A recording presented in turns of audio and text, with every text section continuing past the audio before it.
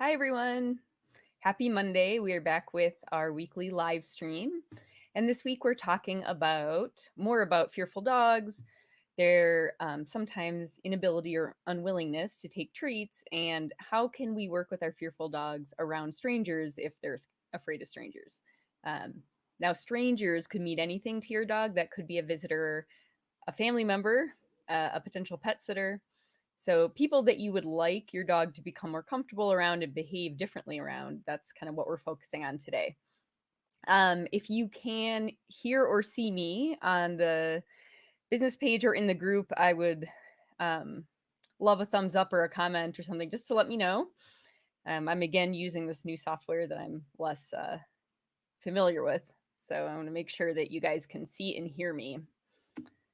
Okay, so let us get into the slides. Oh, Phyllis, thank you. I'm actually going to see if this works. I can click. Oh, and then your comment shows up. Oh, how fun. Okay. Now, how do I make it go? Oh, I see.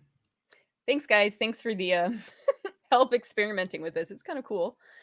All right. So, back to serious work here. Helping people get it right. Now, how many of you struggle with getting visitors, your spouse, whoever, to follow instructions around your fearful dog?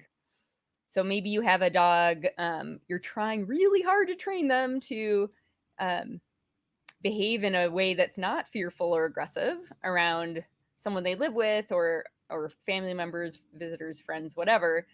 Um, and your helpers, your so-called helpers, keep doing things that are unhelpful to the training. So they keep trying to pet the dog or hand feed the dog, stare at the dog, all that stuff. So part of what we're talking about today is how to get. Yeah, I struggle with my relatives. Yeah, even my husband, who's really quite good most of the time. Sometimes I get frustrated, and really I should know better. But so this was fun for me to think about too, how to put this together for everyone. How can we get more success in this area, in the arena of human behavior, not just dog behavior? Okay, so very brief summary. I'm not going to go through everything we've talked about the last 2 weeks. If you go to the blog, that's dogkindtraining.com/blog, you can find the recordings from the last couple of weeks on fearful dogs who won't take treats and some other details about this stuff, like why won't they eat. What we're talking about specifically are dogs who won't eat around family friends, family members who are just, not the one family member the dog is attached to, pet sitters, dog walkers, people that you want your dog to kind of be able to interact with, not just random strangers that they don't need to like. So, what we've talked about the last couple weeks is well, why won't my dog eat? I'm trying to train them using positive reinforcement. They won't take treats around strangers. And while there are lots of reasons a dog might refuse treats in the moment, the most likely one, assuming your dog is healthy, is that they have more pressing motivations than getting food right now. And for a fearful dog, those are shorthand for those could be considered safety or survival. Too essentially they're too afraid to eat right now.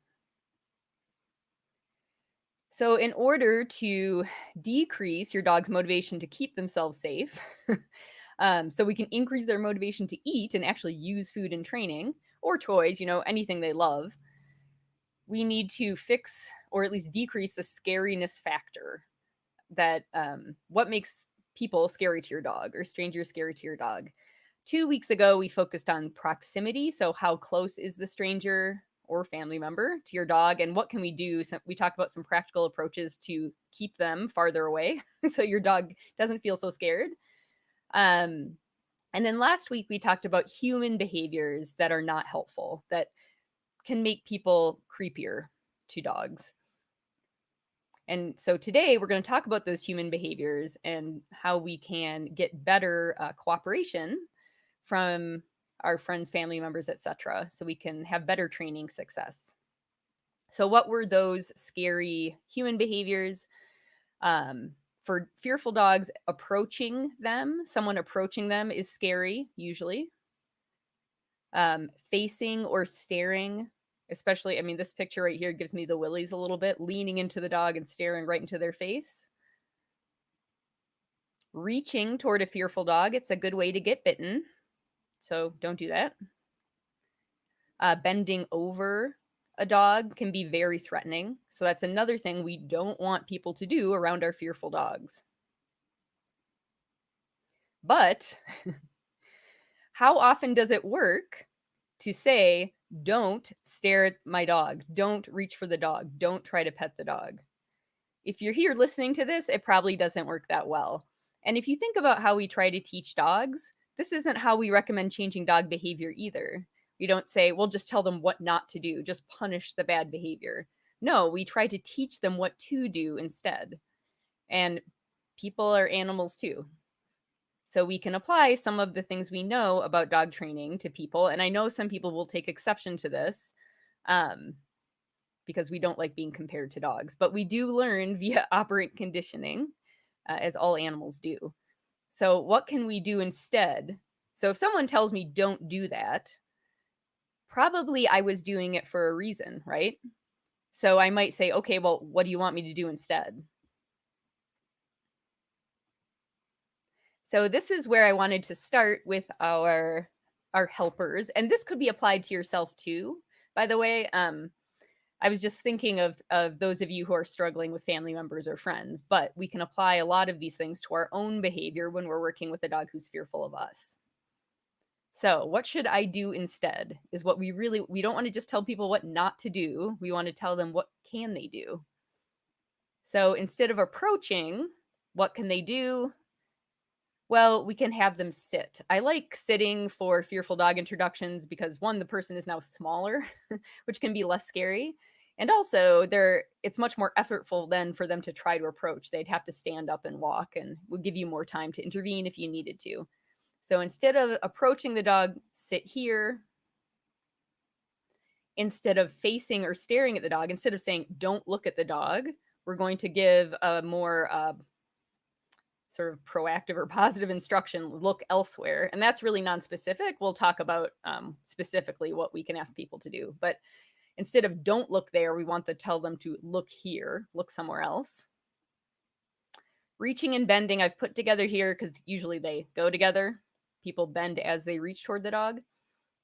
What can they do instead? Instead of saying don't reach toward the dog or don't bend toward the dog, we can instead give people something else to do with their hands. And we can have them sit a distance away, since usually people start to bend toward dogs when the dog is pretty close to them. So if we keep some distance, bending is much less likely. Okay, so instead of don't do this, we're going to use do this. But even so, how often does just telling someone what to do change their behavior?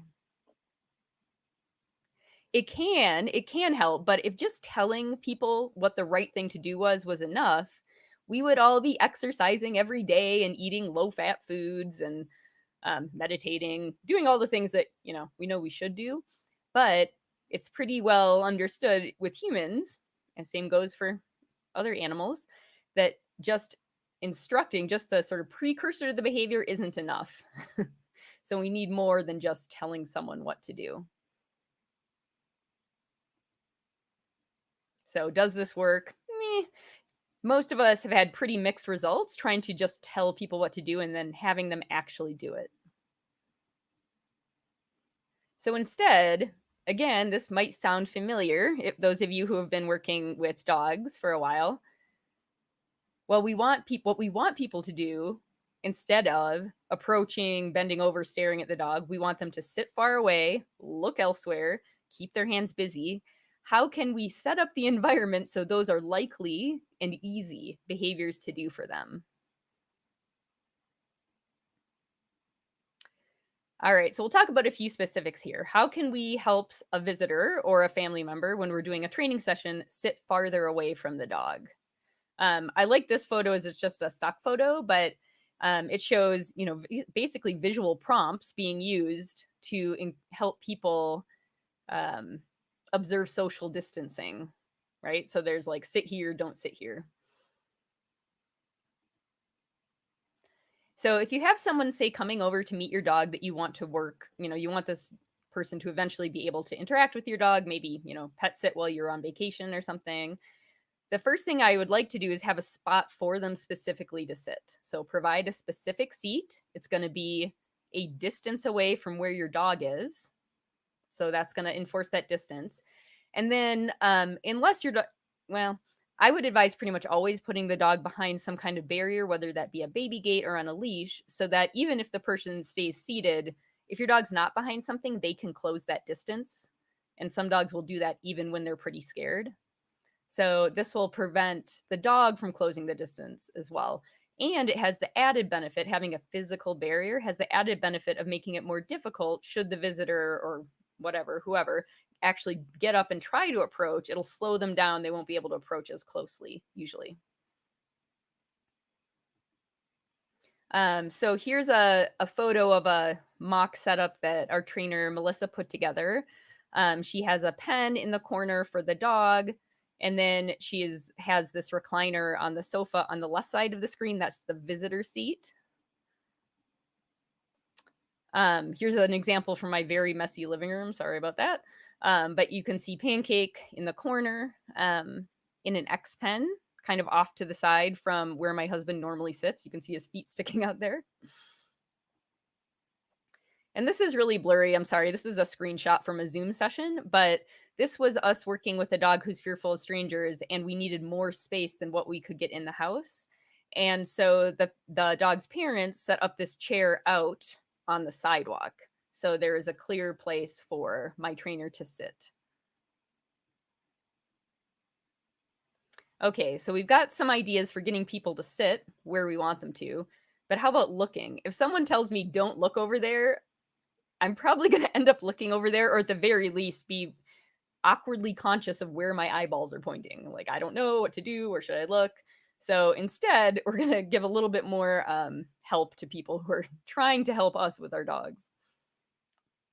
One thing you can do when you're setting up those seats is angle them in a way so that if the person is sitting normally in the seat, their body is not going to be pointed toward where you're putting your dog.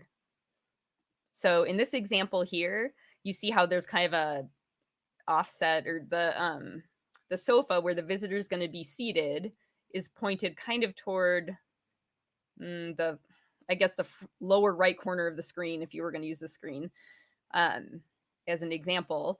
And so the person who's sitting in that chair, their kind of left shoulder will be pointing toward the dog pen. So that was by design. The angle of the seating is by design so that the person isn't sitting in a position where they're automatically going to be staring at the dog. Same thing here. That chair was set up facing out into the street so that Rachel, who's our trainer sitting there, wouldn't be facing the dog as the dog came out of her house. All right, so we've got our seating positioned at a distance from wherever the dog's going to be, angled so they're not staring at the dog. The next thing is to put up something like a blanket or a sheet if you're using a pen like this, to give the dog a hiding spot and also make them less interesting to look at. So the dog is less likely to draw the attention of your visitor if they're not in sight. So if they have a blanket like this, person is less likely to look. And side benefit is that if they do look, that stare might not actually reach the dog, if that makes sense. The dog may not see the person staring at them because they're hiding behind a blanket. So that can be a good option depending on the what your dog needs. I should mention, by the way, that the distances we're showing in these photos, these are just example photos to kind of give you an idea of what I'm talking about in terms of manipulating distance and angles and things. But this distance in this picture, you can see the edge of the sofa to the pen. For a lot of dogs, that would be way, way too close. So this is, and some dogs it might be too far. They don't need that much space, but just be aware this isn't any kind of gold standard distance. This is actually pretty close for a lot of fearful dogs, unless they already kind of know the person. Okay, And probably the best intervention for staring to get the person to not stare is to give them something else to look at. And so, what can we give people to look at that will keep their attention? Well, if you're chatting with your visitor, this was set up on purpose to show a place for you to sit if you're the trusted person that the dog is comfortable with, directly across from the visitor. So if you're talking, the visitor can look at you and you notice that the red seat for you or for the dog parent is not set up right next to the pen. So you don't want to sit where if the person is looking at you and they're going to want to look at you because you'll be talking to them, they won't also be looking at the dog. So dog is off to the side here. Visitor can talk to you. You can engage them and keep them looking at you and not at the dog. Very little keeps our attention as well as a screen. So I really like having the idea of having people come sit down and just watch TV, especially early on if you're just starting to introduce your dog to someone. A moving picture, most of us have a hard time looking away even if we want to. So turning on the television would be another option to make it easier for your visitor to have fun doing something else, looking elsewhere than at your dog. All right, keeping your hands busy. So we want our visitor or helper to not reach toward our dog, try to pet them, anything like that.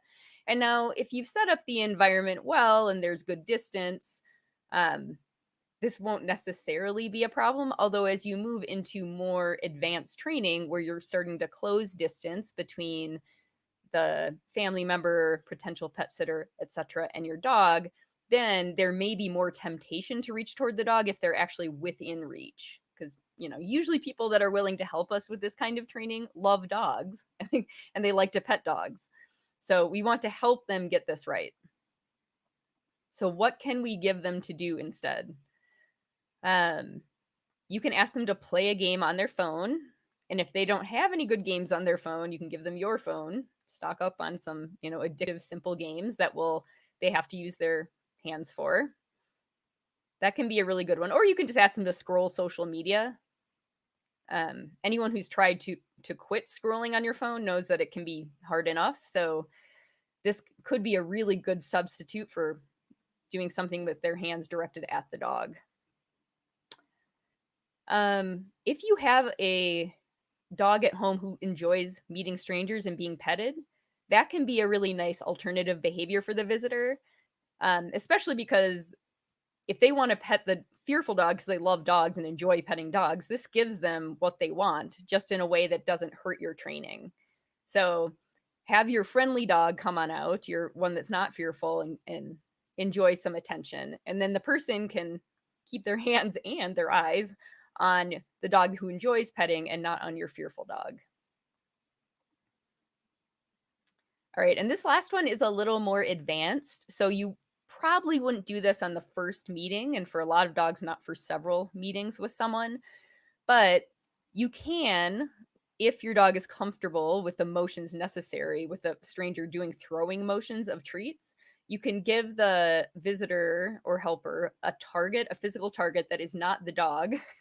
So it's something on the floor maybe that is ideally behind and a bit to the side of the dog, and tell them that their job is to hit that target with treats. So that you'd want to do kind of down the road. And this is for someone who you actually need to be able to feed your dog treats. So someone like a pet sitter or maybe a family member. All right, I think it is video time. All right, let's just take a look at some quick examples. Just for me, it helps to see a visual, a moving real life visual sometimes to cement it in my head. So here this is not a real stranger. This is going to be her husband, who's a very good sport. But you see she's got her seating set up. She's got little bones. I can see his tail wagging. And now he's going to hop up and try to look in the pen. And she instructs him where to sit. She puts treats right next to him. So if he's going to be using treats, they need to be somewhere where he doesn't have to get up and get them, right? We want him to stay put. Give him something to look at. In this case, we're going old school with a book. Could use your phone if you think that's better. Um, Here's your friendly dog example. So Zoom is getting some love from dad, and that keeps dad engaged, and Bones is blissfully distracted, probably by food. But if he were fearful of dad, then it would be good that he wasn't staring at Bones.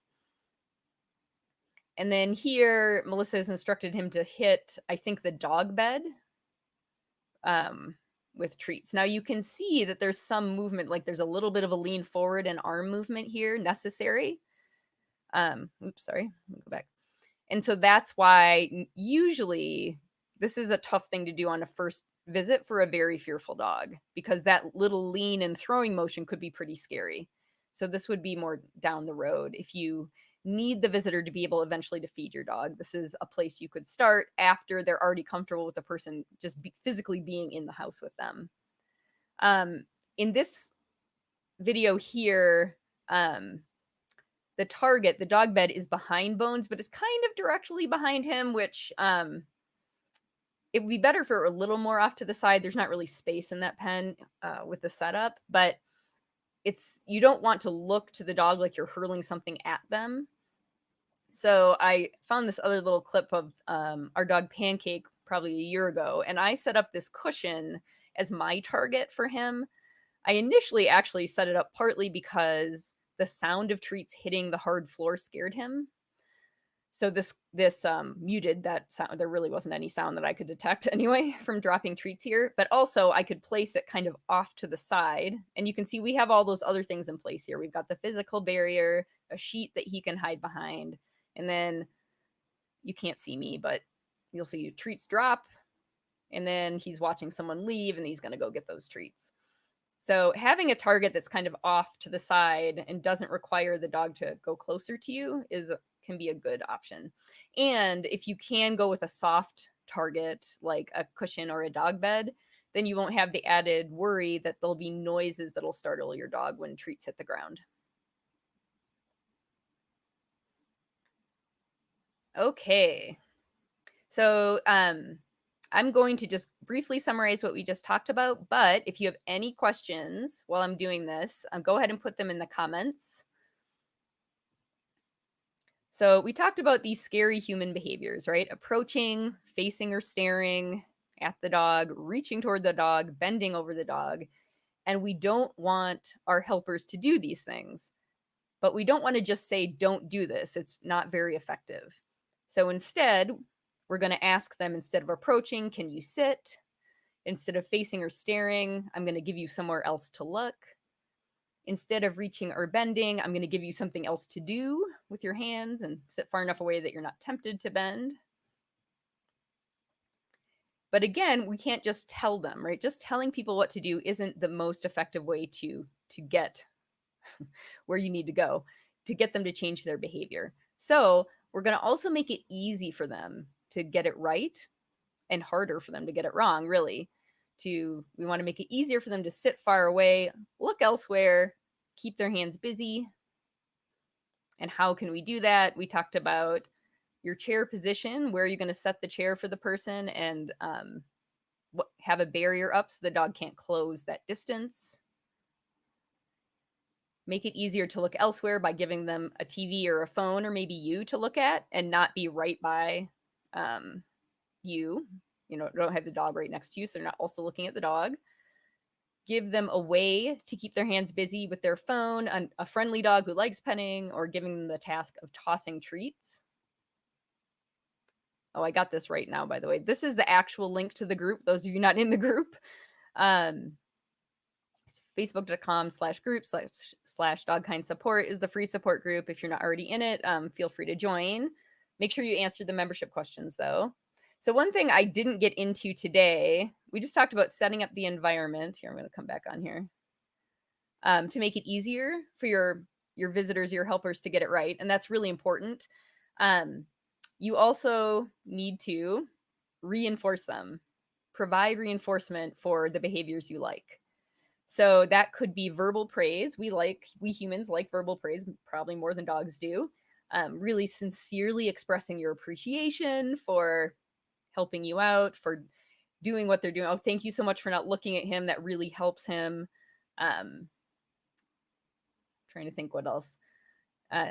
basically thanking them for helping you, but also trying to provide, some specific reinforcement for things that you really needed them to do and they did well, so that they'll do it again next time, just like you would with dogs. Make the experience as pleasant as possible. Have people over for, depending on what's appropriate, for a drink or for, tacos, whatever. So we talked a lot about the setting up the environment to make it easy, but you do need those consequences as well. Just like you do for any animal that you're trying to increase a new behavior, we need to reinforce it. So don't forget to express that appreciation, and you could provide some edibles as well, some edible reinforcement, or something they like, to also make it more likely to repeat in the future. Okay, we have a question, which I'll see if I can make this come up. Okay, what if they start barking nonstop? So that's a really good question. And if you were, so I assume you're starting, or at least the picture that immediately comes to my mind is that kind of a similar setup to what we just looked at, where the dog is in the house with the visitor and they're just barking at them the whole time. So if that's the case, we probably need a different setup for the introduction that could be still in the house, but with the dog farther away, maybe not even in the same room. So way down the hall or something like that. Or it may need to be outdoors. So lots of fearful dogs need to meet new people outside the house first. And sometimes not even outside the house. Sometimes it has to be outside the house, down the street, at their favorite park. Or the other day in one of our live sessions, I don't know if it was public one, I think it might have been in our membership, but we talked about how some dogs really like people at the dog park and nowhere else. And we could talk about reasons for why that might be, but that might be another option. Say, okay, well, the dog park is a good place to meet new people the first time. And then once we have a little bit of positive history with that person in the easy place, we can start moving back toward home. The cable, yeah, the cable guy. So if you have, so cable guy, yeah. So if you've got people that are just coming over to do work, and you don't need your dog to like that specific person particularly, then I would use the, let's see if I can make this come up. I'm not actually that tech savvy, but you're going to want to go to get our, if you don't already have our Zen Zone handout.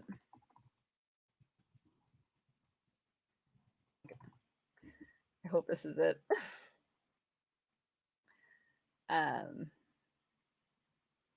Okay, I have to make this one go away. Zen Zone. I think that's the link. It's a free resource on setting up kind of your dog's safe space when you're having people over. If you don't want to train really, although you could use the same setup in training, but you're like, I just need my dog to not be terrified for the next hour or whatever. Ways to make the situation as minimally stressful as possible for your dog.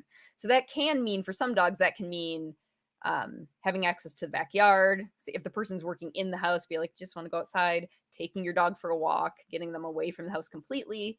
For some dogs, if you set them up in a kind of a back out of the way room with their favorite chews and maybe some music or white noise, maybe you hang out with them if they take comfort from you being there. That might be an option as well.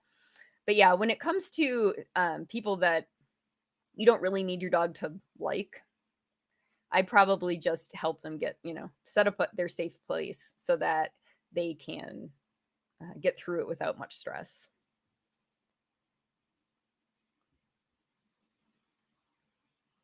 All right. Any other questions before I sign off?